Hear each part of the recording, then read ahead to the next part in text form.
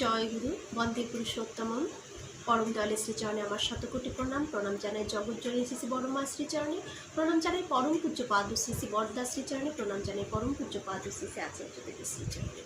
আপনাদের সবাইকে আমার আন্তরিক রানন্দিত জয় গুরু।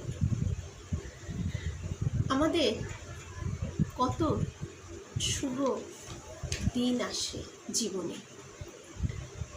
কিন্তু ঠাকুর ধরে আমরা জানলাম প্রত্যেকটা দিনই শুভ, প্রত্যেকটা দিনই একইভাবে আমাদের চলতে হয়।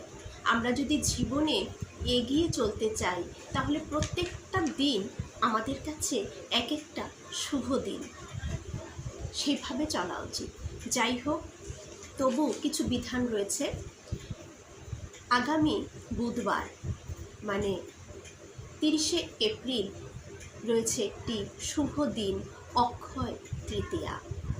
এই অক্ষয় তৃতীয়া কথার অর্থ যা কখনো নষ্ট হয় না, অক্ষয় অক্ষয় হয়ে থাকে, যার কখনো বিনাশ নেই, যার কখনো বিনাশ নেই, অবিনাশী। এই অক্ষয় হচ্ছে যা অবিনাশী।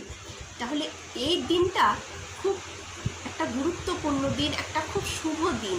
এই দিনে আমরা যা যা ভালো কাজ করব, যা যা কিছু দান রয়েছে সেই দানগুলো যদি আমরা সেদিন পালন করি, কিছু করণীয় রয়েছে সেগুলো যদি আমরা করি, যা করার মধ্য দিয়ে সেগুলো কখনো শেষ হবে না, নষ্ট হবে না। যেটা হিন্দিতে বলে থাকে কভি নষ্ট নেহি হতা হ্যায়, কভি নষ্ট নেহি হতা। তাহলে এই যে অক্ষয় তৃতীয়া, এই শুভ দিনে দান করতে হয়, জপ ধ্যান করতে হয়, ভজন করতে হয়, তপ করতে হয়। এই দিনটিতে এইগুলো সেদিন করা খুব ভালো। এই অক্ষয় তৃতীয়ার দিন মা গঙ্গা এই আজকের দিনেই অবতরণ হয়েছিল এই ধরিত্রীকে পবিত্র করার জন্য। তাহলে এই অক্ষয় তৃতীয়ার দিনে মা গঙ্গা এই ধরিত্রীর বুকে নেমে এসেছিলেন আমাদের ধরিত্রীকে পবিত্র করার জন্য। তাহলে কতটা শুভ দিন। ভগবান পরশুরামেরও অবতরণ ঘটেছিল আজকের দিনেই।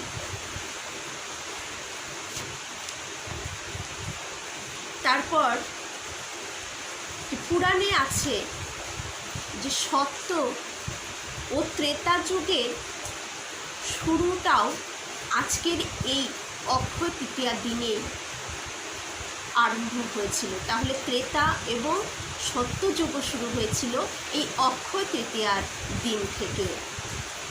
এদিন কোনো মানুষ যা করবে তা কখনো নষ্ট হবে না, অবিনাশী হয়ে থাকবে। যা করবে সেটাই জীবনের সম্পূর্ণতা আনবে। এই আজকের দিনে, এই অক্ষয় তৃতীয়ার দিনে যে কোনো শুভ কাজ করা যায়। বিয়ে বলুন, যে কোনো গৃহপ্রবেশ বলুন, কোনো নতুন দোকান খোলা বলুন, দীক্ষা নেওয়া বলুন, যেটাই বলুন, সব শুভ কাজ করা যায়। আমাদের বিয়ের দিন তারিখ ঠিক করার জন্য আমাদের পুরোহিতের কাছে যেতে হয়, তারা দিনক্ষণ দেখে দেয়। কিন্তু যারা কোনো কাজ করবেন কিন্তু কোনো পুরোহিতের কাছে যাওয়া সম্ভব হচ্ছে না, সময় নেই, কিছু নেই, এই অক্ষয় তৃতীয়ার দিনটাকে বেছে নিলে তারা নির্বিঘ্নে সেই কাজটি করতে পারে। এই দিনে যা করা যাবে সেটাই অক্ষয় হয়ে থাকবে আমাদের জীবনে। তুলসীদাস লেখেন রামচরিত মানসে লিখেছিলেন যে অনেক ভাগ্যবান মানুষ তারাই যারা এই দিনে দান করে থাকেন। দান, তপ, ভজন, পুণ্য, নাম জপ করে থাকেন। তারা সত্যি খুব ভাগ্যবান আজকের দিনে যারা এসব সারাটা দিন করে থাকে। এই তিথিতে যারা দান করে থাকেন তারা অক্ষয় দান মানে অবিনাশী। এই দিনে গুরু মন্ত্র আমাদের যে বীজ নামটা রয়েছে, যার যার গুরু যে যে নাম দিয়েছেন, সেই নাম যত পাঠ করা যাবে ততই কিন্তু লাভদায়ক। এই আজকের দিনে আমাদের যে গুরুমন্ত্রটা রয়েছে, সেটা আমরা এই অক্ষয় তৃতীয়ার দিন প্রত্যেকদিন, এই যে প্রথমে আমি বলেছি যে আমাদের কাছে প্রত্যেকটা দিনই শুভ দিন, প্রত্যেকটা ক্ষণই হচ্ছে শুভক্ষণ। ঠাকুর আমাদের এভাবেই শিখিয়েছেন।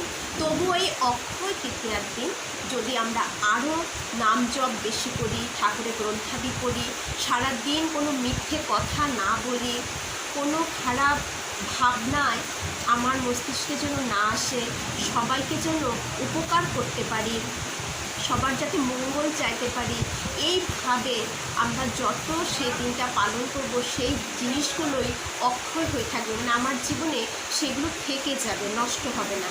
যারা ভাবছি, এই যে এমন অনেকেই কমেন্ট করেছেন আমি ভোরবেলা উঠতে পারছি না, দেখি না সেই দিনটা আমরা যারা পারছি না তারা সেই দিনটা ওঠার পরে আর উঠতে পারছি কিনা মন থেকে। এখন ভাগবত পাঠে রয়েছে যে সম্পূর্ণ প্রাণী, যে কোনো প্রাণীকে, সব প্রাণীকে নির্ভর দেওয়ার মনোভাব নিয়ে চলা উচিত সেই দিনটি। এখন কি কি দান করা, আমরা দান বলতে বুঝি নানান দ্রব্যাদি জিনিস, নানান কিছু, কিন্তু দেখুন ভাগবতের শাস্ত্রে কি বলা আছে, দান কথাতে দান হয়, আমার কথায় যেন দান হয়, আমার কথায় যেন কেউ উপকৃত হয়, আমার কথায় যেন কেউ জীবন চলনায় এক ধাপ এগিয়ে যেতে পারে। শরীর দিয়ে, মানে আমি আমার পরিশ্রম দিয়ে কাউকে সাহায্য যদি করি, সেটাও একরকম দান। মন দিয়ে, আমার মন চাইছে আমি অন্যের মঙ্গল চাইছি, ঠাকুরের কাছে মন থেকে অন্যের জন্য মঙ্গল চাইছি, অন্যর ভালো চাইছি, এটাও একরকম দান। শুধু জামা কাপড় দিলাম, অনেক নানান রকম নানান কিছু আছে, কেউ বলছে কলা দান করতে, কেউ বলছে তিল দান করতে, হতে পারে অনেক কিছু, এত তো শাস্ত্রের কথা জানি না, যতটুকু আমি জানি আমার ঠাকুর যতটুকু বলেছেন একটু একটু ভাগবত শোনার চেষ্টা করি বা নিজেও পড়ার চেষ্টা করি, সেখান থেকে আমি যতটুকু জানি যে কথা দিয়ে, শরীর দিয়ে, মন দিয়ে সবার নির্ভর হওয়াটা সবচেয়ে বড় দান। কাউকে কষ্ট দেওয়ার কথা সেই দিনটার জন্য আমরা মনেও না আনি, এটাই সব থেকে বড় দান। ভাগবতের শাস্ত্রে আছে সব থেকে বড় দান হচ্ছে এটাই, শরীর দিয়ে, মন দিয়ে এবং কথা দিয়ে কাউকে উপকার করাটাই হচ্ছে সব থেকে বড় দান। এ তাদেরই আসবে, এই ভাবটা তাদেরই আসবে যারা আবার বিশ্বাসের থেকে ঠাকুরের প্রভুর নাম করে থাকবেন। তাহলে এই দিনটি আমাদের বুধবার 30শে এপ্রিল আমরা নাম জপ প্রতিনিয়ত সবাই করি, কিন্তু সেদিন চেষ্টা করব সেদিন যেন আমরা আরও বেশি করে করতে পারি, সারা দিন যেন নাম জপ করতে পারি, সারা দিন যেন আমার ভাবনায়, চিন্তায়, মননে সবসময় যেন পজিটিভ সৎ ভাবনা নিয়ে চলতে পারি, সবার মঙ্গল চাইতে পারি। সবার মঙ্গল চাইলেই তো আমার মঙ্গল হবে। ঠাকুর তো বলেই দিয়েছেন সত্যানুসরণ গ্রন্থে, অপরের মঙ্গল কামনায় নিজ মঙ্গলের প্রসূতি করাই পাওয়ার জন্য। আমি যেমন করব তেমন পাবো, অন্যের মঙ্গল চাইব, নিজের মঙ্গল হবে। তাই সেদিনটার জন্য আমরা এভাবে সবাই পালন করি।